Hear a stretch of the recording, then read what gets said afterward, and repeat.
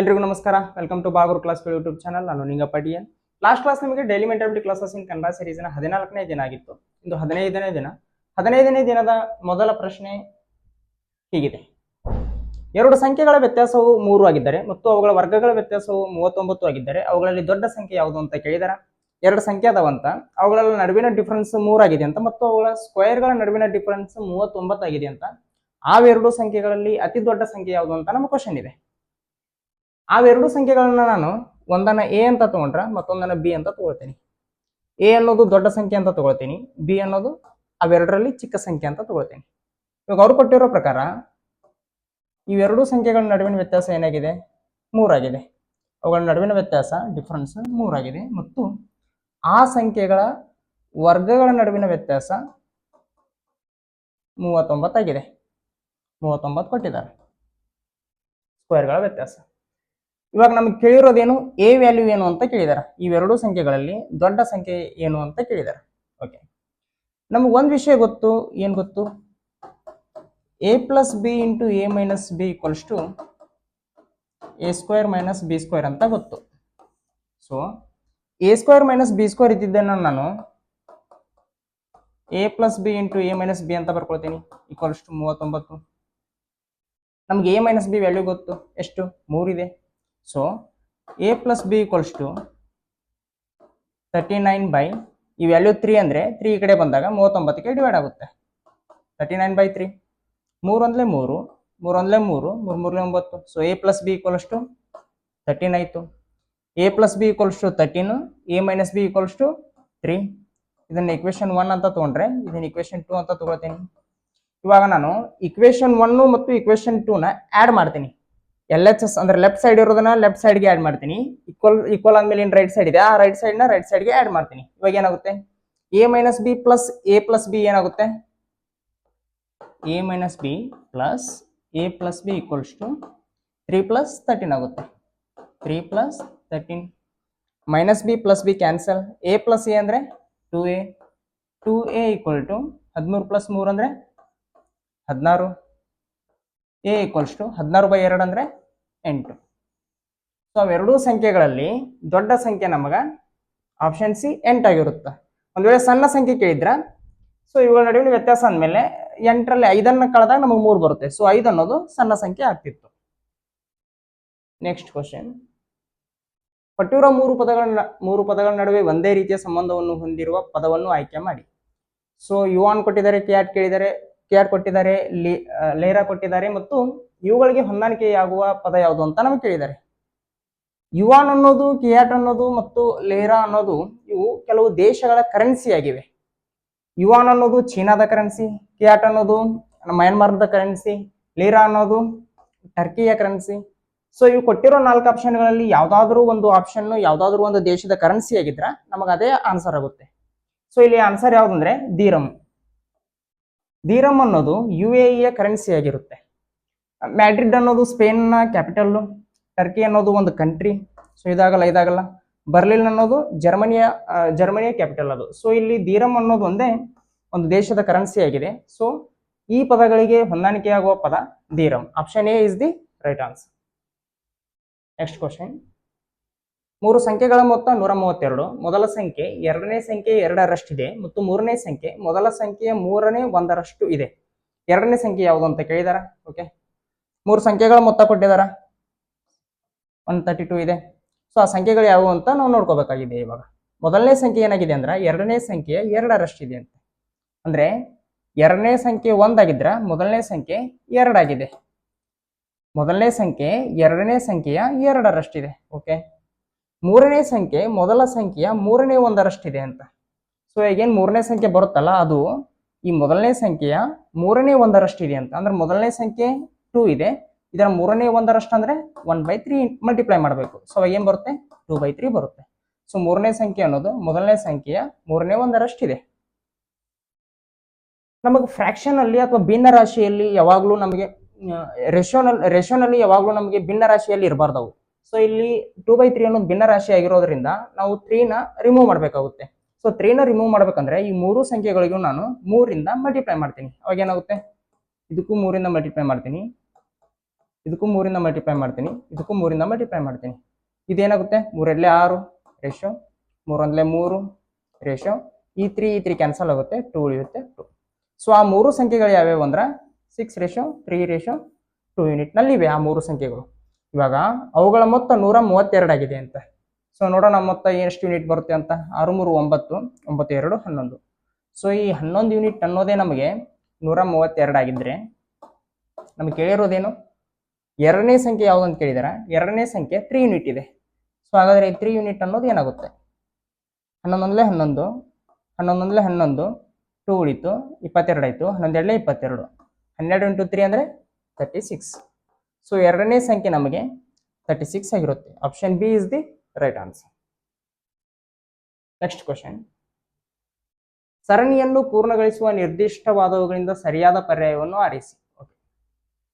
So number series ಮೇಲಿನ question ಇದು.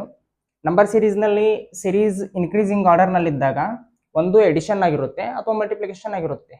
ಯಾವಾಗ ಸೀರೀಸ್ ಡ್ರಾಸ್ಟಿಕಲಿ ಇನ್ಕ್ರೀಸ್ ಆಗ್ತಿರುತ್ತೋ ಅಥವಾ ಸ್ಟ್ರಿಕ್ಟ್ಲಿ ಇನ್ಕ್ರೀಸ್ ಆಗ್ತಿರುತ್ತೋ ಅಲ್ಲಿ ಮಲ್ಟಿಪ್ಲಿಕೇಶನ್ ಆಗಿದೆ ಅಂತಾನೆ ಅರ್ಥ. ಇಲ್ಲಿ ಮೊದಲನೇ ಸಂಖ್ಯೆ 7 ಇದೆ, ಕೊನೆಯ ಸಂಖ್ಯೆ 1165 ಇದೆ ಅಂದಾಗ ಸೊ ಅಲ್ಲಿ ಮಲ್ಟಿಪ್ಲಿಕೇಶನ್ ಆಗ್ತಾನೆ ಹೋಗಿರ್ಬೇಕು, ಅಂದಾಗಲೇ ಅಷ್ಟು ಡ್ರಾಸ್ಟಿಕ್ ಆಗಿ ಚೇಂಜ್ ಆಗ್ಲಿಕ್ಕೆ ಸಾಧ್ಯ. ಸೊ 7 ಇದ್ದಿದ್ದು 8 ಹೇಗಾಗಿದೆ ಅಂದ್ರೆ 7ಕ್ಕೆ 1ರಿಂದ ಮಲ್ಟಿಪ್ಲೈ ಮಾಡಿ ಪ್ಲಸ್ 1 ಆ್ಯಡ್ ಮಾಡಿದ್ದಾರೆ. ಅವಾಗ ಏನಾಗುತ್ತೆ 7 7 ಪ್ಲಸ್ 1 ಅಂದ್ರೆ 8. ಈ 8ಕ್ಕೆ 2ರಿಂದ ಮಲ್ಟಿಪ್ಲೈ ಮಾಡಿ ಪ್ಲಸ್ 2 ಮಾಡಿದ್ದಾರೆ. ಅವಾಗ ಏನಾಗುತ್ತೆ 8 16 16 ಪ್ಲಸ್ 2 ಅಂದ್ರೆ 18. ಸೊ ಈ 18ಕ್ಕೆ 3ರಿಂದ ಮಲ್ಟಿಪ್ಲೈ ಮಾಡಿ ಪ್ಲಸ್ 3 ಮಾಡಿದ್ದಾರೆ. 17 3 54 54 ಪ್ಲಸ್ 3 ಅಂದ್ರೆ 57. ಸೊ ಇವಾಗ ನಾವು ಮಾಡ್ಬೇಕಾಗಿರೋದೇನು, ಈ 57ಕ್ಕೆ 4ರಿಂದ ಮಲ್ಟಿಪ್ಲೈ ಮಾಡಿ ಪ್ಲಸ್ 4 ಮಾಡಬೇಕು. ಸೊ 57ಕ್ಕೆ 4ರಿಂದ ಮಲ್ಟಿಪ್ಲೈ ಮಾಡಿ ಪ್ಲಸ್ 4 ಮಾಡಿದಾಗ ನಮಗೇನು ಆನ್ಸರ್ ಬರುತ್ತೋ ಅದೇ ನಮ್ಮ ಆನ್ಸರ್ ಆಗುತ್ತೆ. ಆಪ್ಷನ್ಸ್ ಅನ್ನು ನಾವು ಅಬ್ಸರ್ವ್ ಮಾಡಿದಾಗ ನಮ್ಗೆ ಒಂದು ಗೊತ್ತಾಗೋದು ಏನಂದ್ರೆ ಯೂನಿಟ್ ಇಸೆಟ್ ನಲ್ಲಿ ಪ್ರತಿಯೊಂದು ಬೇರೆ ಬೇರೆ ಸಂಖ್ಯೆ ಇವೆ ಬಿಡಿ ಸ್ಥಾನದಲ್ಲಿ. ಸೊ ಇದನ್ನ ನಾವು ಮಾಡ್ಕೊಂಡಾಗ ಕ್ಯಾಲ್ಕುಲೇಟ್ ಮಾಡ್ಕೊಂಡಾಗ ಬಿಡಿ ಸ್ಥಾನ ಯಾವ್ದು ಬರುತ್ತೆ ಅಂತ ಕಂಡುಹಿಡ್ಕೊಂಡ್ರು ಸಾಕು, ನಮ್ಗೆ ಆನ್ಸರ್ ಯಾವ್ದು ಅನ್ನೋದು ಗೊತ್ತಾಗ್ಬಿಡುತ್ತೆ. 7 4 28 ಬಿಡಿ ಸ್ಥಾನದಲ್ಲಿ 8 ಬಂತು. ಆ 8ಕ್ಕೆ 4ನ್ನ ಸೇರಿಸಿದಾಗ 12 ಆಗುತ್ತೆ. 12ರಲ್ಲಿ ಬಿಡಿ ಸ್ಥಾನ 2 ಇದೆ. ಸೊ ಬಿಡಿ ಸ್ಥಾನದಲ್ಲಿ 2 ಯಾವ ಸಂಖ್ಯೆ ಇರುತ್ತೋ ಅದೇ ನಮಗೆ ಕರೆಕ್ಟ್ ಆನ್ಸರ್ ಆಗುತ್ತೆ. ಚೆಕ್ ಮಾಡೋಣ. 5 4 20 5 ಅನ್ನೋದು 10ನೇ ಸ್ಥಾನ ಇರೋದ್ರಿಂದ 5 4 20 ಅಂದ್ರೆ 200 ಆಯ್ತು. 7 4 28. ಸೊ 200 ಪ್ಲಸ್ 28 ಅಂದ್ರೆ 228. ಸೊ 57 ಇಂಟು 4 ಮಾಡಿದಾಗ ನಮಗೆ 228 ಬರುತ್ತೆ. 228 ಪ್ಲಸ್ 4 ಅಂದ್ರೆ 232. ಸೊ ನಮ್ಗೆ ಆನ್ಸರ್ ಏನಾಗುತ್ತೆ, option C 232 is the right answer. Next question, ಇವುಗಳಲ್ಲಿ ಅತಿ ಚಿಕ್ಕ ಭಿನ್ನರಾಶಿ ಯಾವುದು ಅಂತ ಕೇಳಿದಾರ. ಭಿನ್ನರಾಶಿಯಲ್ಲಿ ಒಂದು ನೀವು ನೆನಪಿಡಬೇಕಾಗಿರೋದು ಏನಂತಂದ್ರೆ ಡಿಫರೆನ್ಸ್, ಅಂಶ ಮತ್ತು ಛೇದ ಅಥವಾ ಡಿನಾಮಿನೇಟರ್ ಮತ್ತು ನ್ಯೂಮರೇಟರ್ಗಳ ನಡುವಿನ ವ್ಯತ್ಯಾಸ ಜಾಸ್ತಿ ಆದಷ್ಟು ಅವುಗಳ ವ್ಯಾಲ್ಯೂ ಕಡಿಮೆ ಆಗ್ತಾ ಬರುತ್ತೆ. ಆ ಸಂಖ್ಯೆ ವ್ಯಾಲ್ಯೂ ಕಡಿಮೆ ಆಗ್ತಾ ಬರುತ್ತೆ, ಅಂದ್ರೆ ಆ ಸಂಖ್ಯೆ ಚಿಕ್ಕದಾಗ್ತಾ ಬರುತ್ತೆ ವ್ಯತ್ಯಾಸ ಜಾಸ್ತಿ ಆದಷ್ಟು. ಸೊ ಇಲ್ಲಿ ನಾವು ಒಂದು ಅಬ್ಸರ್ವ್ ಮಾಡ್ಬೇಕಾಗಿರೋದು ಏನಂದ್ರೆ 3 ಮತ್ತು 2 ನಡುವಿನ ವ್ಯತ್ಯಾಸ 1 ಇದೆ, 5 ಮತ್ತು 3 ನಡುವಿನ ವ್ಯತ್ಯಾಸ 2, 7 ಮತ್ತು 9 ನಡುವಿನ ವ್ಯತ್ಯಾಸ 2, 11 ಮತ್ತು 13 ನಡುವಿನ ವ್ಯತ್ಯಾಸ 2. ಸೊ ಇಲ್ಲಿ ಡಿಫ್ರೆನ್ಸ್ ಇಲ್ಲಿ 1 ಇದೆ, ಉಳಿದವಕ್ಕೆಲ್ಲ 2 ಇದೆ. ಸೊ ಇಲ್ಲಿ 1 ಇರೋದ್ರಿಂದ ಇದು ಅತಿ ದೊಡ್ಡ ಸಂಖ್ಯೆ ಆಗುತ್ತೆ, ಇವುಗಳಲ್ಲಿ ಅತಿ ದೊಡ್ಡ ಭಿನ್ನರಾಶಿ ಆಗುತ್ತೆ. ಸೊ ಇದಂತೂ ಆನ್ಸರ್ ಆಗ್ಲಿಕ್ಕೆ ಸಾಧ್ಯ ಇಲ್ಲ. ಇವುಗಳ ನಡುವಿನ ವ್ಯತ್ಯಾಸ ಸೇಮ್ ಇರೋದ್ರಿಂದ ಇವುಗಳಲ್ಲಿ ಅತಿ ಚಿಕ್ಕದು ಯಾವುದು ಅಂತ ನಾವು ಕಂಡುಹಿಡಿಯೋದಾದ್ರೂ ಹೇಗೆ. ಒಂದು ವಿಷಯ ಯಾವಾಗಲೂ ನೆನಪಿರಲಿ, ಭಿನ್ನರಾಶಿಗಳಲ್ಲಿ ಅಂಶದ್ದು ಮತ್ತು ಛೇದದ್ದು ನಡುವಿನ ವ್ಯತ್ಯಾಸ ಸೇಮ್ ಇದ್ದಾಗ ಅಂಶದಲ್ಲಿ ಯಾವ ಸಂಖ್ಯೆ ದೊಡ್ಡದಾಗಿರುತ್ತೋ ಅದೇ ದೊಡ್ಡ ಭಿನ್ನರಾಶಿ ಆಗಿರುತ್ತೆ. ಅಂದ್ರೆ ಇಲ್ಲಿ ಅಂಶಗಳಲ್ಲಿ ಇಲ್ಲಿ 3 ಇದೆ, ಇಲ್ಲಿ 7 ಇದೆ, ಇಲ್ಲಿ 11 ಇದೆ. 3 ಮತ್ತು 7 ಮತ್ತು 11ರಲ್ಲಿ 11 ಅನ್ನೋದು ನಮಗೆ ದೊಡ್ಡ ಸಂಖ್ಯೆ. ಆದ್ದರಿಂದ ಈ 3ರಲ್ಲಿ 11/3 ದೊಡ್ಡ ಭಿನ್ನರಾಶಿ ಆಗಿರುತ್ತೆ. ಇವಾಗ ಉಳಿದಿರೋದೇನು 3/5 ಮತ್ತು 7/9. 5 ಮತ್ತು 3 ನಡುವಿನ ವ್ಯತ್ಯಾಸ 2, 9 ಮತ್ತು 7ರ ನಡುವಿನ ವ್ಯತ್ಯಾಸ ಕೂಡ 2. ಸೊ ಭಿನ್ನರಾಶಿಗಳ ನಡುವಿನ ಇವೆರಡು ಅಂಶ ಮತ್ತು ಛೇದದ ನಡುವಿನ ವ್ಯತ್ಯಾಸ 2 ಆಗಿರೋದ್ರಿಂದ ಇವುಗಳ ಅಂಶಗಳಲ್ಲಿ ಯಾವುದು ದೊಡ್ಡದಾಗಿರುತ್ತೋ ಆ ಭಿನ್ನರಾಶಿ ದೊಡ್ಡದಾಗಿರುತ್ತೆ. ಸೊ 3 ಮತ್ತು 7ರಲ್ಲಿ 7 ದೊಡ್ಡದು. ಸೊ 7/9 ಅನ್ನೋದು 3/5ಗಿನ ದೊಡ್ಡ ಭಿನ್ನರಾಶಿ. ಸೊ ಉಳಿದಿರೋದು ಯಾವ್ದು ಇವಾಗ 3/5. ಸೊ ನಮಗೆ 3/5 ಇಸ್ ದಿ ರೈಟ್ ಆನ್ಸರ್. ಇದನ್ನ ಸ್ವಲ್ಪ ತಿಳ್ಕೊಳ್ಳೋವರೆಗೂ ಅರ್ಥ ಆಗಲ್ಲ. ಸೊ ಅದು ಅರ್ಥ ಆಗೋವರೆಗೂ ನಾವು ಯಾವ ಮೆಥಡ್ ಇಂದ ಮಾಡ್ಬೇಕಂದ್ರೆ ಎಕ್ಸಾಮ್ನಲ್ಲಿ ಕ್ರಾಸ್ ಮಲ್ಟಿಪ್ಲಿಕೇಶನ್ ಮೆಥಡ್ ಇಂದ ಮಾಡಬೇಕು. ಅದು ಯಾವ ರೀತಿ ಅಂತ ಹೇಳ್ತೀನಿ ಕೇಳಿ. ಮೊದಲು ನಾ ಇವೆರಡು ಭಿನ್ನರಾಶಿ ತಗೊಂತೀನಿ, ಮತ್ತೆ ಇವೆರಡು ಭಿನ್ನರಾಶಿ ತಗೊಂಡು ಇವುಗಳಲ್ಲಿ ದೊಡ್ಡದು ಯಾವುದು, ನಮ್ಗೆ ಕೇಳಿರೋದು ಚಿಕ್ಕದು, ನಾವು ದೊಡ್ಡದು ಯಾವುದು ಅಂತ ಕಂಡುಹಿಡ್ಕೊಂಡ್ಬಿಟ್ರೆ ಚಿಕ್ಕದು ಯಾವುದು ಅಂತ ಗೊತ್ತಾಗ್ಬಿಡುತ್ತೆ. 2/3 ಮತ್ತು 3/5 ಇವೆರಡನ್ನ ಕಂಪೇರ್ ಮಾಡ್ತೀನಿ ಮೊದಲು. ಆಮೇಲೆ 7/9 ಮತ್ತು 11/13 ಇವೆರಡನ್ನ ಕಂಪೇರ್ ಮಾಡ್ತೀನಿ. ಕ್ರಾಸ್ ಮಲ್ಟಿಪ್ಲಿಕೇಶನ್ ಅಂದ್ರೆ ಏನಂದ್ರೆ ಮೊದಲನೇ ಸಂಖ್ಯೆಯ ಛೇದ ಮತ್ತು ಎರಡನೇ ಸಂಖ್ಯೆಯ ಅಂಶವನ್ನು ಮಲ್ಟಿಪ್ಲೈ ಮಾಡಬೇಕು. ಮೊದಲನೇ ಸಂಖ್ಯೆಯ ಅಂಶ ಮತ್ತು ಎರಡನೇ ಸಂಖ್ಯೆಯ ಛೇದವನ್ನು ಮಲ್ಟಿಪ್ಲೈ ಮಾಡಬೇಕು. 2 × 5 ಮಾಡಿದಾಗ 10, 3 × 3 ಮಾಡಿದಾಗ 9. ಸೊ ಇವುಗಳಲ್ಲಿ ಚಿಕ್ಕದು ಯಾವ್ದು ಬಂತು, 9 ಬಂತು. ಸೊ 2/3 3/5 ಅನ್ನೋದು ಚಿಕ್ಕ ಭಿನ್ನರಾಶಿ. ಇವೆರಡನ್ನ ಕಂಪೇರ್ ಮಾಡಿದಾಗ 13 × 91, 11 × 99. ಸೊ ಇವುಗಳಲ್ಲಿ ಚಿಕ್ಕದು ಯಾವ್ದು ಬಂತು, ಈ ಭಿನ್ನರಾಶಿ ಚಿಕ್ಕದು ಬಂತು. ಸೊ ಇದಂತೂ ಅಲ್ಲ, ಗೊತ್ತಾಯ್ತು. ಇವಾಗ 3/5 ಮತ್ತು 7/9 ಕಂಪೇರ್ ಮಾಡೋಣ. 3 × 9 ಮಾಡಿದಾಗ 27, 5 × 7 ಮಾಡಿದಾಗ 35. ಸೊ ಇವೆರಡರಲ್ಲಿ ಚಿಕ್ಕದು ಯಾವ್ದು ಬಂತು, ಇದು ಬಂತು. So 3/5 is the right answer. ಅತಿ ಚಿಕ್ಕ ಭಿನ್ನರಾಶಿ ಇವುಗಳಲ್ಲಿ 3/5 ಇಸ್ ದಿ ರೈಟ್ ಆನ್ಸರ್. ದೊಡ್ಡದು ಕೇಳಿದ್ರೆ 2/3 ಬಿಕಾಸ್ ಡಿಫ್ರೆನ್ಸ್ ಒಂದೇ ಇದೆ, ಉಳಿದು ಡಿಫ್ರೆನ್ಸ್ ಎರಡಿವೆ. ಬಟ್ ಇಲ್ಲಿ ಚಿಕ್ಕದು ಕೇಳಿರೋದ್ರಿಂದ option C 3/5 is the right answer. Next question, ಸಂಖ್ಯಾ ಸರಣಿಯಲ್ಲಿ ಪ್ರಶ್ನಾರ್ಥಕ ಚಿಹ್ನೆಯ ಸ್ಥಳದಲ್ಲಿ ಏನು ಬರಬೇಕು ಅಂತ ಕೇಳಿದರೆ, ಆಕ್ಚುಲಿ ಇವುಗಳಿಗೆ ನಾವು ಅಲ್ಫಾ ನ್ಯೂಮೆರಿಕ್ ಸಿರೀಸ್ ಅಂತ ಕರಿತೀವಿ. ಸೆಂಟ್ರಲ್ ಗೌರ್ಮೆಂಟ್ ಎಕ್ಸಾಮ್ಸ್ಗಳಲ್ಲಿ ತುಂಬಾ ಕೇಳ್ತಿರ್ತಾರೆ. ಅಲ್ಫಾ ನ್ಯೂಮೆರಿಕ್ ಸಿರೀಸ್ ಅಂದ್ರೆ ಅಲ್ಲಿ ಅಲ್ಫಾಬೆಟ್ಸ್ಗಳು ಇರ್ತಾವು, ನಂಬರ್ಸ್ಗಳು ಇರ್ತಾವೆ, ಅಂತವುಗಳಿಗೆ ಅಲ್ಫಾ ನ್ಯೂಮೆರಿಕ್ ಸಿರೀಸ್ ಅಂತ ಕರಿತೀವಿ. ಓಕೆ, ಇಲ್ಲಿ ಎ ಇದೆ, ಇಲ್ಲಿ ಸಿ ಇದೆ. ಎ ಅನ್ನೋದು ಇಂಗ್ಲಿಷ್ ಅಲ್ಫಾಬೆಟ್ನಲ್ಲಿ ಮೊದಲನೇ ಅಕ್ಷರ, ಸಿ ಅನ್ನೋದು ಮೂರನೇ ಅಕ್ಷರ. ಸೊ 2 ಸಂಖ್ಯೆ ಜಾಸ್ತಿ ಆಗಿದೆ. ಸಿ ಅನ್ನೋದು ಮೂರನೇ ಅಕ್ಷರ, ಎಫ್ ಅನ್ನೋದು 6ನೇ ಅಕ್ಷರ. ಇಲ್ಲಿ ಏನಾಗಿದೆ, 3 ಸಂಖ್ಯೆ ಜಾಸ್ತಿ ಆಗಿದೆ. ಎಫ್ ಅನ್ನೋದು 6ನೇ ಅಕ್ಷರ, ಜೆ ಅನ್ನೋದು 10ನೇ ಅಕ್ಷರ. ಇಲ್ಲಿ ಏನಾಗಿದೆ, 4 ಸಂಖ್ಯೆ ಜಾಸ್ತಿ ಆಗಿದೆ. ಜೆ ಅನ್ನೋದು 10ನೇ ಅಕ್ಷರ, ಓ ಅನ್ನೋದು 15ನೇ ಅಕ್ಷರ. ಇಲ್ಲಿ ಏನಾಗಿದೆ, 5 ಸಂಖ್ಯೆ ಜಾಸ್ತಿ ಆಗಿದೆ. ಸೊ ನಾವು ಮಾಡ್ಬೇಕಾಗಿರೋದೇನು, ಇವಾಗ 6 ಸಂಖ್ಯೆ ಜಾಸ್ತಿ ಮಾಡಬೇಕು. 6 ಸಂಖ್ಯೆ ಜಾಸ್ತಿ ಮಾಡಿದರೆ ಯಾವ ಸಂಖ್ಯೆ ಬರುತ್ತೋ ಆ ಸಂಖ್ಯೆ ಬರೀಬೇಕು, ಮತ್ತು ಆ ಸಂಖ್ಯೆಯ ಸ್ಥಾನದಲ್ಲಿ ಬರುವ ಇಂಗ್ಲಿಷ್ ಅಲ್ಫಾಬೆಟ್ ಯಾವ್ದಂತ ಬರೀಬೇಕಾಗುತ್ತೆ. 15 ಕಾರಣ ಮಲ್ಟಿಪ್ಲೈ ಮಾಡಿದಾಗ 21 ಬರುತ್ತೆ. ಇಂಗ್ಲಿಷ್ ಅಲ್ಫಾಬೆಟ್ನಲ್ಲಿ 21ನೇ ಅಕ್ಷರ U. So U21 is the right answer. Option A is the right answer. Next question, 150% of 640 plus 40 equals to 120% of what plus 160. Okay, mathematical operation ಮೇಲಿನ ಕ್ವಶನ್ ಇದು. ಒಂದು ವಿಷಯ ಇಲ್ಲಿ ಗೊತ್ತಿರಬೇಕಾಗಿರೋದು ಏನಂದ್ರೆ, A% ಅಂತ ಇರೋದನ್ನ ನಾನು A/100 ಅಂತ ಕೂಡ ಬರ್ಕೊಳ್ಬಹುದು.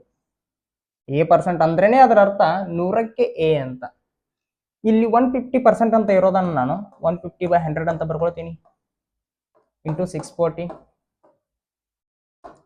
ಪ್ಲಸ್ 40. 120% ಅಂತ ಇರೋದನ್ನ ನಾನು 120/100 ಅಂತ ಬರ್ಕೊಳ್ತೀನಿ. Into what plus 160. 53ಲೆ 150, 52ಲೆ 100, 2 1ಲೆ 2, 2 3ಲೆ 6, 2 2ಲೆ 4, 0 0. 320 ಇಂಟು 3 ಅಂದ್ರೆ 640. 320 ಇಂಟು 3 ಅಂದ್ರೆ 660. ಸರಿ, 960. 960 ಪ್ಲಸ್ 40 ಅಂದ್ರೆ 1000. 1000 ಈಕ್ವಲ್ಸ್ ಟು 25ಲೆ 100, 26ಲೆ 120, 6/5 ಇಂಟು ವಾಟ್ ಪ್ಲಸ್ 160. 160 ಈ ಕಡೆ ಬಂದಾಗ ಮೈನಸ್ ಆಗುತ್ತೆ. 1000ದಲ್ಲಿ 160 ಮೈನಸ್ ಮಾಡಿದಾಗ ಏನಾಗುತ್ತೆ, 840 ಆಗುತ್ತೆ. So 840 equal to 6/5 into what. 6 1ಲೆ 6, 6 1ಲೆ 6, 2 ಕ್ಯಾರಿ ಆಯಿತು. 6 4ಲೆ 24, 0 0. 5 ಈ ಕಡೆ ಬಂದಾಗ 140 ಮಲ್ಟಿಪ್ಲೈ ಆಗುತ್ತೆ. 5 0ಲೆ 0, 5 4ಲೆ 20, 2 ಕ್ಯಾರಿ ಆಗುತ್ತೆ. 5 1ಲೆ 5, 5 ಪ್ಲಸ್ 2 7. ಸೊ 700 ಆಗುತ್ತೆ. ನಮ್ಮ ಕ್ವಶನ್ ಮಾರ್ಕ್ ಇದ್ದಲ್ಲಿ 700 ಬರಬೇಕು. So option B is the right answer. ನಾನೊಂದು ವೇಳೆ ಎಕ್ಸಾಮ್ ಹಾಲ್ನಲ್ಲಿ ಇದ್ದಾಗ ಇದನ್ನ ಯಾವ ರೀತಿ ಮಾಡ್ತಾ ಇದ್ದೆ ಅಂತಂದ್ರೆ, ಯಾವತ್ತಿಗೂ ನೆನಪಿರಲಿ, ಯಾವುದೇ ಒಂದು ಸಂಖ್ಯೆ ಅದರ 100% ಆಗಿರುತ್ತೆ. ಈಗ 100% of 20 is equals to 20 only. Because 100% ನಾನು 100/100 ಅಂತ ಬರ್ಕೋಬಹುದು. ಇವಾಗ ಏನಾಗುತ್ತೆ, 100 100 ಕ್ಯಾನ್ಸಲ್ ಆಗುತ್ತೆ. So 100% of 20 is equals to 20. ಯಾವುದೇ ಸಂಖ್ಯೆ ಯಾವಾಗಲೂ 100% ಆಗಿರುತ್ತೆ. ಇವಾಗ 200% ಆಫ್ 640 ಅಂತ ಏನಾದರೂ ಕೊಟ್ಟಿದ್ರೆ 640ನ ನಾವು ಡಬಲ್ ಮಾಡ್ಕೋಬೇಕಾಗುತ್ತೆ.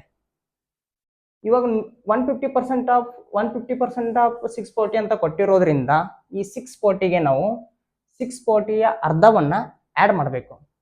ಸೊ 640ಯ ಅರ್ಧ ಎಷ್ಟು? 320. 640ಗೆ 320 ಆ್ಯಡ್ ಮಾಡಿದ್ರೆ ಎಷ್ಟಾಗುತ್ತೆ? 960 ಆಗುತ್ತೆ. ಆ 960ಗೆ 14 ಆ್ಯಡ್ ಮಾಡಿದ್ರೆ ಏನಾಗುತ್ತೆ? 1000 ಆಗುತ್ತೆ. ಆ 1000ನಲ್ಲಿ 160ನ ಮೈನಸ್ ಮಾಡಿದಾಗ ಏನಾಗುತ್ತೆ? 840 ಆಗುತ್ತೆ. ಸೊ ಡೈರೆಕ್ಟಾಗಿ ಏನು ಬರ್ಕೊಂತಿದ್ದೆ, ಒಂದು ವೇಳೆ ನಾ ಎಕ್ಸಾಮ್ ಹಾಲಲ್ಲಿ ಇದ್ದಾಗ 840 ಈಕ್ವಲ್ಸ್ ಟು ಈ 120% ಅಂದರೆ ಏನು? 120/100 ಅಂದರೆ 6/5. 6/5 ಈಕ್ವಲ್ಸ್ ಟು ಕ್ವಶನ್ ಮಾರ್ಕ್. ಡೈರೆಕ್ಟಾಗಿ ಈ ರೀತಿ ಬರ್ಕೊಂಡು ಮುಂದಿನ ಕ್ಯಾಲ್ಕುಲೇಷನ್ ಮಾಡ್ತಿದ್ದೆ. ಸೊ ಈ ರೀತಿ ನಿಮ್ಗೆ ಗೊತ್ತಿರಬೇಕಾಗುತ್ತೆ. ಇದು ಯಾವಾಗ ಬರುತ್ತೆ ಅಂದರೆ ನೀವು ಪ್ರಾಕ್ಟೀಸ್ ಜಾಸ್ತಿ ಮಾಡಿದಷ್ಟು ಪರ್ಫೆಕ್ಟ್ ಆಗ್ತೀರಾ. Next question. ಇಂಗ್ಲಿಷ್ ವರ್ಣಮಾಲೆಯ 1ನೇ ಅರ್ಧವನ್ನು ಹಿಮ್ಮುಖ ಕ್ರಮದಲ್ಲಿ ಬರೆಯಲಾಗಿದ್ದರೆ ನಂತರ ಬಲದಿಂದ 15ನೇ ಅಕ್ಷರವನ್ನು ಕಂಡುಹಿಡಿಯಿರಿ ಅಂತ ಕೇಳಿದಾರೆ. ಇಂಗ್ಲಿಷ್ ವರ್ಣಮಾಲೆಯಲ್ಲಿ ಮೊದಲ ಅರ್ಧ ಮತ್ತು ಎರಡನೇ ಅರ್ಧ ಅಂತ ಎರಡು ಟೈಪ್ ಅದಾವೆ. ಮೊದಲ ಅರ್ಧ ಅಂದ್ರೆ ಒಟ್ಟು 26 ಅಕ್ಷರ ಇರೋದ್ರಿಂದ 1ರಿಂದ 13ನೇ ಅಕ್ಷರದವರೆಗೂ ಇದು ಮೊದಲ ಅರ್ಧ, 14ರಿಂದ 26ನೇ ಅಕ್ಷರದವರೆಗೂ ಇದು ಎರಡನೇ ಅರ್ಧ. ಇವಾಗ ಏನ್ ಮಾಡಿದಾರ, 1ರಿಂದ 13ನೇವರೆಗಿನ ಆಲ್ಫಾಬೆಟ್ಸ್ಗಳನ್ನ ಹಿಮ್ಮುಖ ಕ್ರಮದಲ್ಲಿ ಬರೆದಿದ್ದಾರಂತ. ಸೊ 1ರಿಂದ ಅಂದ್ರೆ ಎ ಇಂದ 13ನೇ ಅಕ್ಷರ ಎಂ, ಇದು ಎನ್ ಇಂದ 26ನೇ ಅಕ್ಷರ ಜೆಡ್. ಎ ಇಂದ ಎಂ ವರೆಗಿನ ಅಕ್ಷರಗಳು ಮೊದಲ ಅರ್ಧ, ಎನ್ ಇಂದ 26ನೇ ಎನ್ ಇಂದ ಜೆಡ್ ವರೆಗೂ ಎರಡನೇ ಅರ್ಧ. ಸೊ ಈಗ ಎ ಇಂದ ಎಂ ವರೆಗೂ ಹಿಮ್ಮುಖ ಕ್ರಮದಲ್ಲಿ ಬರೋದು. ಆಮೇಲೆ ಅವು ಹೆಂಗಿವೋ ಹಂಗೆ ಎನ್ ಇಂದ ಜೆಡ್ ವರೆಗೂ ಬರೆದಿದ್ದಾರೆ. ಅಂದ್ರೆ ಎಂ ಎನ್ ನಿಂದ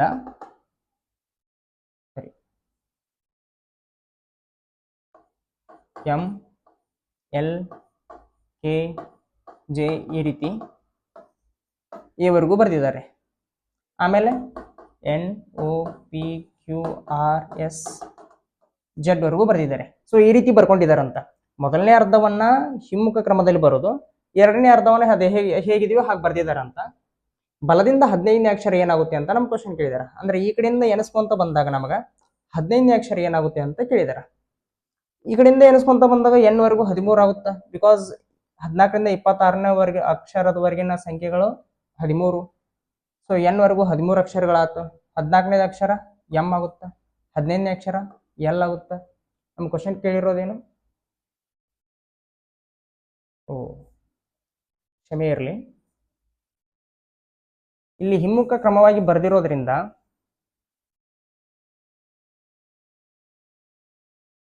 ಎ ಇಂದ ಎಂ ವರೆಗೂ ಹಿಮ್ಮುಖ ಕ್ರಮವಾಗಿ ಬರೆದಿರೋದ್ರಿಂದ ಎನ್ ಆದ್ಮೇಲೆ ಈ ಕಡೆ ಎ ಬರುತ್ತೆ, ಆಮೇಲೆ ಬಿ ಬರುತ್ತೆ, ಆಮೇಲೆ ಸಿ ಬರುತ್ತೆ, ಆಮೇಲೆ ಡಿ ಬರುತ್ತೆ, ಎಲ್ಲಿವರೆಗೂ? ಎಂ ವರೆಗೂ. ಸೊ ಹಿಮ್ಮುಖ ಕ್ರಮ ಅಂದ್ರೆ ಈ ರೀತಿ. ಆಕ್ಚುಲಿ ನಮಗೆ ಎ ಇಂದ ಎಂ ವರೆಗೂ ಹಿಂಗ್ ಬರೀಬೇಕಾಗಿತ್ತು, ಬಟ್ ಅದನ್ನ ಹಿಮ್ಮುಖ ಕ್ರಮವಾಗಿ ಉಲ್ಟಾ ಬರ್ದಿದ್ದಾರೆ. ಎಂ ಇಂದಾನೆ ಎ ವರೆಗೂ ಬರ್ದಿದ್ದಾರೆ. ಆಮೇಲೆ ಅದು ಹೇಗಿದೆಯೋ ಹಾಗೆ ಬರ್ದಿದ್ದಾರೆ. ಇವಾಗ ನಮಗ ಬಲಗಡೆಯಿಂದ ಎನಿಸಿದಾಗ 15ನೇ ಅಕ್ಷರ ಯಾವ್ದು ಬರುತ್ತಂತ ಗೊತ್ತಿರಬೇಕು. ಎನ್ ವರೆಗೂ 13 ಅಕ್ಷರ ಅಕ್ಕವು, ಬಿಕಾಸ್ ಎನ್ ಇಂದ ಜೆಡ್ ವರೆಗೂ 13 ಅಕ್ಷರಗಳದಾವು. ಸೊ ಜೆಡ್ ಇಂದ ಎನಿಸ್ಕೊಂತ ಬಂದಾಗ ಎನ್ ವರೆಗೂ 13ನೇ ಅಕ್ಷರ, ಎನ್ ಅನ್ನೋದು 13ನೇ ಅಕ್ಷರ, 14ನೇ ಅಕ್ಷರ ಎ ಆಗುತ್ತೆ, 15ನೇ ಅಕ್ಷರ ಬಿ ಆಗುತ್ತೆ. So option D B is the right answer. ಅರ್ಥ ಆಗಿದೆ ಅಂತ ಅನ್ಕೊಂತೀನಿ. ಪಟಾಪಟ ಮತ್ತೊಮ್ಮೆ ಹೇಳ್ಬಿಡ್ತೀನಿ ಕೇಳಿ. 1ರಿಂದ 13ನೇ ಅಕ್ಷರ ಇದು ಮೊದಲ ಅರ್ಧ ಇಂಗ್ಲಿಷ್ ಆಲ್ಫಾಬೆಟ್ ನಲ್ಲಿ, 14ರಿಂದ 26ನೇ ಅಕ್ಷರದವರೆಗೆ ಇದು ಎರಡನೇ ಅರ್ಧ. ಇವಾಗ ಇಲ್ಲಿ ಏನ್ ಮಾಡಿದಾರ, 14ರಿಂದ 26ವರೆಗೂ ಅದು ಹೇಗಿದೆಯೋ ಹಾಗೆ ಬರ್ಕೊಂಡಿದ್ದಾರೆ. ಬಟ್ 1ರಿಂದ 13ನೇ ಅಕ್ಷರ ಏನಿದೆ ಅಂದ್ರೆ ಎ ಟು ಎಂ ಅದನ್ನ ಉಲ್ಟಾ ಬರ್ದಿದಾರ. ಅಂದ್ರೆ ಎಂ ಇಂದ ಸ್ಟಾರ್ಟ್ ಮಾಡಿ ಅದನ್ನ ಎ ವರೆಗೂ ಉಲ್ಟಾ ಬರ್ಕೊಂಡು ಆಮೇಲೆ ಅದು ಹೇಗಿದೆಯೋ ಹಾಗೆ ಬರ್ದಿದ್ದಾರೆ. ಇವಾಗ ಬಲಗಡೆಯಿಂದ 15ನೇ ಅಕ್ಷರ ಯಾವ್ದಾಗುತ್ತೆ ಅಂತ ಕೇಳಿದಾರ. ಜೆಡ್ ಇಂದ ಏನವರೆಗೂ 13ನೇ ಅಕ್ಷರ ಅಂದ್ಮೇಲೆ 14ನೇ ಅಕ್ಷರ ಎ ಆಗುತ್ತೆ, 15ನೇ ಅಕ್ಷರ ಬಿ ಆಗುತ್ತೆ. So option D B is the right answer. Next question. 2:5 ಅನುಪಾತದಲ್ಲಿರುವ ಸಂಖ್ಯೆಗಳಿಗೆ ಏನನ್ನು ಸೇರಿಸಿದಾಗ ಅದು 5:6 ಆಗುತ್ತೆ ಅಂತ ಕೇಳಿದಾರೆ. ಸೊ ಎರಡು ಸಂಖ್ಯೆ ಅದಾವು, ಅವು 2:5 ಅನುಪಾತದಲ್ಲಿ ಅದಾವು. ಈಗ ಆ ಸಂಖ್ಯೆಗಳಿಗೆ ಯಾವ ಸಂಖ್ಯೆಯನ್ನ ಆಡ್ ಮಾಡಿದಾಗ ಅದು 5:6 ಆಗುತ್ತೆ ಅಂತ ನಮ್ಮ ಕ್ವಶನ್ ಕೇಳಿದಾರೆ. ಒಂದು ವಿಷಯ ನೆನಪಿರ್ಲಿ, ಯಾವುದೇ ಎರಡು ಸಂಖ್ಯೆಗಳ ಡಿಫ್ರೆನ್ಸ್ ಆ ಸಂಖ್ಯೆಗಳಿಗೆ ಯಾವುದೇ ಒಂದು ಸಂಖ್ಯೆನ ಆಡ್ ಮಾಡಿದಾಗ ಡಿಫ್ರೆನ್ಸ್ ಚೇಂಜ್ ಆಗಬಾರ್ದು. ಅಂದ್ರೆ ಇಲ್ಲಿ 3 ಇದೆ, ಇಲ್ಲಿ 4 ಇದೆ. ಇವಾಗ ಇವುಗಳ ನಡುವಿನ ವ್ಯತ್ಯಾಸ ಎಷ್ಟಿದೆ? ಮೊದಲೇ 4 ಬೇಕು, 4 ಇದೆ, ಇಲ್ಲಿ 3. ಇವುಗಳ ನಡುವಿನ ವ್ಯತ್ಯಾಸ ಎಷ್ಟಿದೆ? 1 ಇದೆ. ಇವಾಗ ನಾ ಎರಡಕ್ಕೂ ಯಾವುದೋ ಒಂದು ಸಂಖ್ಯೆನ ಆಡ್ ಮಾಡ್ತೀನಿ. ಯಾವ ಸಂಖ್ಯೆ? ಯಾವ್ದಾದ್ರು ಸಂಖ್ಯೆ ಇರಲಿ. ಇದಕ್ಕೂ 5 ಆಡ್ ಮಾಡ್ತೀನಿ, ಇದಕ್ಕೂ 5 ಆಡ್ ಮಾಡ್ತೀನಿ. ಇವಾಗ ಇದೇನಾಗುತ್ತೆ? 9 ಆಗುತ್ತೆ, ಇದೇನಾಗುತ್ತೆ 8 ಆಗುತ್ತೆ. ಇವಾಗ ಇವುಗಳ ನಡುವಿನ ವ್ಯತ್ಯಾಸ ಏನಿರುತ್ತೆ, ಒಂದೇ ಇರುತ್ತೆ. ಸೊ ಸಮ ಪ್ರಮಾಣದ ಸಂಖ್ಯೆಯನ್ನ ಆ ಸಂಖ್ಯೆಗಳಿಗೆ ಆಡ್ ಮಾಡಿದಾಗ ಅವುಗಳ ನಡುವಿನ ವ್ಯತ್ಯಾಸ ಚೇಂಜ್ ಆಗಬಾರ್ದು, ಸೇಮ್ ಇರಬೇಕು. ಇಲ್ಲಿ ಮೊದಲು ಏನಾಗಿತ್ತು, ಅವೆರಡೂ ಸಂಖ್ಯೆಗಳ ರೇಷಿಯೋ ಏನು 2:5 ಇತ್ತಲ್ಲ, ಅವಾಗ ಇವುಗಳ ನಡುವಿನ ವ್ಯತ್ಯಾಸ ಏನಾಗಿತ್ತು, 3 ಆಗಿತ್ತು. 5ರಲ್ಲಿ 2 ಹೋದ್ರೆ 3. ಬಟ್ ಆ ಸಂಖ್ಯೆಗಳಿಗೆ ಯಾವುದೋ ಒಂದು ಸಂಖ್ಯೆನ ಆಡ್ ಮಾಡಿದಾಗ ಅವುಗಳ ನಡುವಿನ ವ್ಯತ್ಯಾಸ ಏನಾಗಿದೆ, 6ಅಲ್ಲಿ 5 ಮೈನಸ್ ಮಾಡಿದಾಗ 1 ಆಗಿದೆ. ಸೊ ವ್ಯತ್ಯಾಸ ಇಲ್ಲಿ ಚೇಂಜ್ ಆಗಿದೆ, ಆಕ್ಚುಲಿ ಚೇಂಜ್ ಆಗಬಾರ್ದು. ಸೊ ಚೇಂಜ್ ಆಗಿದೆ ಅಂದಾಗ ನಾವು ಅದ್ರ ಏನ್ ವ್ಯತ್ಯಾಸ ಇದೆಯೋ ಅದೇ ವ್ಯತ್ಯಾಸ ಬರೋ ರೀತಿ ನಾವು ಮಾಡ್ಕೋಬೇಕಾಗುತ್ತೆ. ಯಾವ ರೀತಿ ಮಾಡ್ಕೊಳ್ಳೋದು ಅಂತಂದ್ರೆ, ಅವುಗಳ ನಡುವಿನ ವ್ಯತ್ಯಾಸನ ಇವೆರಡಕ್ಕೂ ಮಲ್ಟಿಪ್ಲೈ ಮಾಡಬೇಕು, ಇವುಗಳ ನಡುವಿನ ವ್ಯತ್ಯಾಸನ ಆ ಸಂಖ್ಯೆಗಳಿಗೆ ಮಲ್ಟಿಪ್ಲೈ ಮಾಡಬೇಕು. ಸೊ ಅವುಗಳ ನಡುವಿನ ವ್ಯತ್ಯಾಸ 1 ಇದೆ, 1ನ್ನ 2:5 ಮಲ್ಟಿಪ್ಲೈ ಮಾಡಿದಾಗ ಏನಾಗುತ್ತೆ, 2:5ನೇ ಉಳಿಯುತ್ತೆ. ಇವುಗಳ ನಡುವಿನ ವ್ಯತ್ಯಾಸ 3 ಇದೆ, ಈ 3ನ್ನ ಅವುಗಳಿಗೆ ಮಲ್ಟಿಪ್ಲೈ ಮಾಡಿದಾಗ 5:6ಗೆ 3ರಿಂದ ಮಲ್ಟಿಪ್ಲೈ ಮಾಡಿದಾಗ ಏನಾಗುತ್ತೆ, 5×3=15 ರೇಷೋ 6×3=18, 15:18 ಆಗುತ್ತೆ. ಇವಾಗ ಸೇಮ್ ಇದೆಯಾ ಚೆಕ್ ಮಾಡೋಣ. ಮೊದಲ 2:5 ಅಲ್ಲಿದ್ದು ಅವುಗಳ ನಡುವಿನ ವ್ಯತ್ಯಾಸ 3 ಆಗಿತ್ತು. 5ರಲ್ಲಿ 2 ಹೋದ್ರೆ 3. ಯಾವುದೋ ಒಂದು ಸಂಖ್ಯೆನ ಆಡ್ ಮಾಡಿದ್ರು ಎರಡಕ್ಕೂ, ಅವಾಗ 15:18 ಅದು. ಇವಾಗ ಇವುಗಳ ನಡುವಿನ ವ್ಯತ್ಯಾಸ ಎಷ್ಟು, 18ನಲ್ಲಿ 15 ಹೋದ್ರೆ 3. ಸೊ ವ್ಯತ್ಯಾಸ ಸೇಮ್ ಇದೆ. ಓಕೆ, ಇವಾಗ ಮೊದಲು 2 ಇತ್ತು, ಇವಾಗ 15 ಆಗಿದೆ ಅಂದ್ರೆ ಎಷ್ಟನ್ನು ಆಡ್ ಮಾಡಿದಾರೆ ಅಂತ ಅರ್ಥ, 13 ಆಡ್ ಮಾಡಿದ್ದಾರೆ ಅಂತ ಅರ್ಥ. ಮೊದಲು 5 ಇತ್ತು, ಇವಾಗ 18 ಆಗಿದೆ ಅಂದ್ರೆ 13 ಆಡ್ ಮಾಡಿದ್ದಾರೆ ಅಂತ ಅರ್ಥ. ಸೊ ಆಡ್ ಮಾಡಿದ ಸಂಖ್ಯೆ ಆಪ್ಷನ್ ಎ 13. 2:5 ಅಲ್ಲಿರುವ ಸಂಖ್ಯೆಗಳಿಗೆ ನಾವು 13ನ್ನ ಆಡ್ ಮಾಡಿದಾಗ ಅವುಗಳು 5:6 ಆಗ್ತವೆ. ಬಟ್ ಇಲ್ಲಿ 15:18 ಬಂದಿದೆಯಲ್ಲ ಅಂತ ಅನ್ಬೋದು. ಸೊ ಇವುಗಳು ಇನ್ನೂ ಕಡತ ಹೊಡೆದಾಗ 5:6 ಬರುತ್ತೆ ನಮಗೆ. 3×5 = 15, 3×6 = 18 ಬಂತಲ್ವಾ. So option A 13 is the right answer. Next question, code ಭಾಷೆಯಲ್ಲಿ ಕ್ರ್ಯಾಕ್ಸ್ ಅನ್ನು DQBBLR ಎಂದು ಬರೆದರೆ ಅದೇ ಕೋಡ್ ಭಾಷೆಯಲ್ಲಿ ಸ್ಪ್ರೌಟ್ ಅನ್ನು ಹೇಗೆ ಬರೆಯಲಾಗುತ್ತದೆ ಅಂತ ಹೇಳಿದಾರೆ. ಕೋಡಿಂಗ್ ಡಿಕೋಡಿಂಗ್ ಮೇಲಿನ ಪ್ರಶ್ನೆ ಇದು. ಏನು ಕೊಟ್ಟಿದ್ದಾರೋ ಅದನ್ನು ಬರ್ಕೊಳ್ತೀನಿ. ಕ್ರ್ಯಾಕ್ಸ್ ಅನ್ನ DQBBLR ಅಂತ ಬರ್ಕೊಂಡಿದ್ದಾರೆ. ಕೇಳಿರೋದೇನು, ಸ್ಪ್ರೌಟ್ನ ಏನಂತ ಬರ್ಕೊಂತೀರಿ ಅಂತ ಕೇಳಿದ್ದಾರೆ.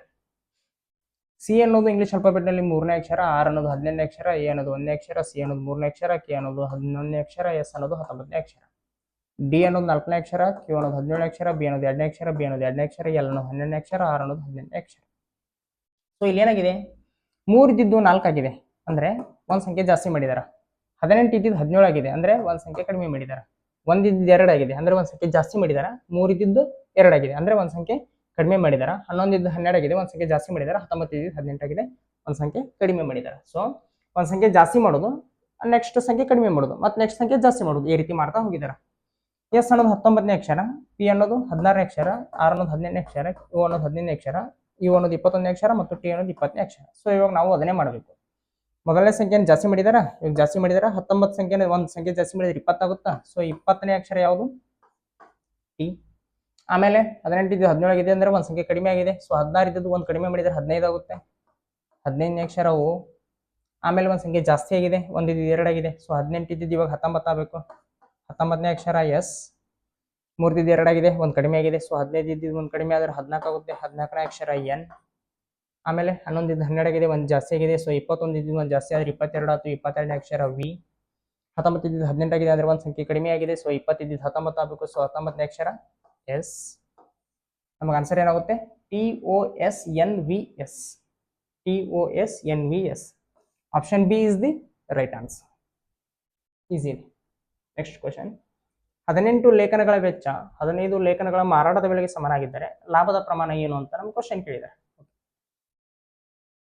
18 ಲೇಖನಗಳ 18 ಆರ್ಟಿಕಲ್ಸ್ಗಳ ಕಾಸ್ಟ್ ಪ್ರೈಸು ನಮಗ 15 ಆರ್ಟಿಕಲ್ಗಳ ಸೆಲ್ಲಿಂಗ್ ಪ್ರೈಸಿಗೆ ಸಮ ಆಗಿದೆ ಅಂತ. ಯಾವುದೇ ಒಂದಿಷ್ಟು ವಸ್ತುಗಳನ್ನ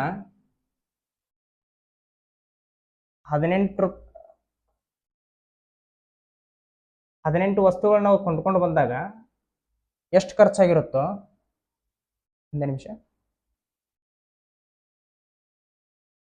18 ವಸ್ತುಗಳನ್ನ ನಾವು ತಗೊಂಡು ಬಂದಾಗ ಎಷ್ಟು ಖರ್ಚಾಗಿತ್ತು ಅಷ್ಟು ಖರ್ಚು ಬರೀ 15 ವಸ್ತುಗಳನ್ನ ಮಾರ್ದಾಗ ಬರ್ತಾ ಇದೆ ಅಂತಂದ್ರೆ ಲಾಭ ಆಗ್ಲೇಬೇಕು. ಸೊ ಆ ಲಾಭದ ಪ್ರಮಾಣ ಪರ್ಸೆಂಟೇಜ್ ನಲ್ಲಿ ಕೇಳಿದಾರೆ. ಸೊ ಅದನ್ನ ಮಾಡೋಣ. ಇಲ್ಲಿ 18 ವಸ್ತುಗಳ ಕಾಸ್ಟ್ ಪ್ರೈಸ್, 18 ಲೇಖನಗಳ ಕಾಸ್ಟ್ ಪ್ರೈಸ್ 15 ಲೇಖನಗಳ ಸೆಲ್ಲಿಂಗ್ ಪ್ರೈಸ್ಗೆ ಈಕ್ವಲ್ ಆಗಿದೆ ಅಂತ. 3 18, 3 15. C P by S P ಈ ಕಡೆ ಬಂದ್ರೆ ಡಿವೈಡ್ ಆಗುತ್ತೆ. S P equals to 5/6. 6 ಈ ಕಡೆ ಬಂದ್ರೆ 5ಕ್ಕೆ ಡಿವೈಡ್ ಆಗುತ್ತೆ. 5ರ ಕಾಸ್ಟ್ ಪ್ರೈಸ್ 6ರ ಸೆಲ್ಲಿಂಗ್ ಪ್ರೈಸ್ಗೆ 6ರ ಸೆಲ್ಲಿಂಗ್ ಪ್ರೈಸ್ ಆಗಿದೆ. ಅಂದ್ರೆ 5 ಯೂನಿಟ್ ಕೊಟ್ಟು ಒಂದು ವಸ್ತುನ ತಂದಾಗ 6 ಯೂನಿಟ್ ಮಾರಿದಾಗ ನಮಗೆ ಲಾಭ ಆಗೋದು ಎಷ್ಟು? 1 ಯೂನಿಟ್. 1 ಯೂನಿಟ್ ಲಾಭ ಆಯಿತು. ಎಷ್ಟಕ್ಕೆ? 5 ಯೂನಿಟ್ಗೆ. 5 ಯೂನಿಟ್ಗೆ 1 ಯೂನಿಟ್ ಲಾಭ ಆಗ್ತಾ ಇದೆ ಅಂತಂದ್ರೆ ನಮಗೆ ಪರ್ಸೆಂಟೇಜ್ ನಲ್ಲಿ ಆಪ್ಷನ್ ಕೊಟ್ಟಿರೋದ್ರಿಂದ 100ಕ್ಕೆ ಎಷ್ಟು ಅಂತ ನಾವು ಕಂಡುಹಿಡ್ಕೊಳ್ಬೇಕಾಗುತ್ತೆ. ಸೊ 100/5 ಅಂದ್ರೆ 20%. So option A 20% is the right answer. Next question. ತರಗತಿಯಲ್ಲಿ ಹುಡುಗರು ಒಂದೇ ಸಾಲಿನಲ್ಲಿ ನಿಲ್ಲುತ್ತಾರೆ. ಹುಡುಗರಲ್ಲಿ ಒಬ್ಬನು ಎರಡೂ ತುದಿಗಳಿಂದ ಕ್ರಮವಾಗಿ 19ನೇವನು. ಸಾಲಿನಲ್ಲಿ ಎಷ್ಟು ಹುಡುಗರಿದ್ದಾರೆ ಅಂತ ಕ್ವಶನ್ ಕೇಳಿದಾರೆ. ಸೊ ಒಂದು ತರಗತಿಯಲ್ಲಿ ಒಂದು ಲೈನ್ ಅಲ್ಲಿ ಹುಡುಗರು ನಿಂತಿದ್ದಾರೆ. ಈ ಕಡೆಯಿಂದ ಎನಿಸ್ದಾಗ್ಲೂ ಈ ಎಕ್ಸ್ ಅನ್ನೋ ಹುಡುಗ 19ನೇ ಸ್ಥಾನದಲ್ಲಿ ಬರ್ತಾ ಇದ್ದಾನ. ಈ ಕಡೆಯಿಂದ ಎನಿಸ್ದಾಗ್ಲೂ ಇವನು 19ನೇ ಸ್ಥಾನದಲ್ಲಿ ಬರ್ತಾ ಇದ್ದಾನ. ಈ ಕಡೆಯಿಂದ ಎನಿಸ್ದಾಗ 19ನೇ ಸ್ಥಾನದಲ್ಲಿ ಬರ್ತಾ ಇದ್ದಾನೆ ಅಂತಂದ್ರೆ ಈ ಕಡೆ ಒಟ್ಟು 18 ಜನ ಅದಾರ ಅಂತ ಅರ್ಥ. 18 ಜನ ಆದ್ಮೇಲೆ 19ನೇದಾಗ ಇವ. ಈ ಕಡೆಯಿಂದ ಎನಿಸ್ದಾಗ ಇವ್ 19ನೇ ಸ್ಥಾನದಲ್ಲಿ ಬರ್ತಾ ಇದ್ದಾನೆ ಅಂತಂದ್ರೆ ಇವನು ಈ ಕಡೆ 18 ಜನ ಇರ್ತಾರ. ಸೊ ಒಟ್ಟು ಎಷ್ಟು ಜನ ಆದ್ರು? 18 + 18 36, 36 ಪ್ಲಸ್ ಇವನೊಬ್ಬ 37. ಸೊ ಒಟ್ಟು 37 ಹುಡುಗರು ಅದರಲ್ಲೇ ಅದಾರ, ಅವರೆಲ್ಲ ಅದಾರ. ಅಥವಾ ಇಲ್ಲಿಂದ ಎನಿಸ್ದಾಗ 19 ಬರ್ತಾ ಇದ್ದಾನ, ಇಲ್ಲಿಂದ ಎನಿಸ್ದಾಗ್ಲೂ ಕೂಡ 19 ಬರ್ತಾ ಇದ್ದಾನ. ಸೊ ಇಲ್ಲಿಂದ ಎನಿಸ್ದಾಗ ಈಗ 19 ಆದ್ಮೇಲೆ ಇಲ್ಲಿಂದ 19ನೇದವ ಇವ ಅಂದ್ಮೇಲೆ ಇಲ್ಲಿ 18 ಇರ್ತಾರ. 19 + 18 ಅಂದ್ರೆ 37. ಹೇಗ್ ಬೇಕಾದ್ರೂ ಮಾಡ್ಬೋದು, ಆನ್ಸರ್ ಸೇಮ್ ಬರುತ್ತೆ. ಸೊ ಇದಿಷ್ಟು ಇವತ್ತಿನ ಕ್ಲಾಸ್ ಆಗಿತ್ತು. ಕ್ಲಾಸ್ ಇಷ್ಟ ಆದರೆ ಲೈಕ್ ಮಾಡಿ, ಶೇರ್ ಮಾಡಿ, ಕಮೆಂಟ್ ಮಾಡಿ. ಇದೇ ರೀತಿ ನಿರಂತರ ಕ್ಲಾಸ್ಗಳಿಗಾಗಿ ಚಾನಲ್ಗೆ ಸಬ್ಸ್ಕ್ರೈಬ್ ಆಗಿ. Thank you.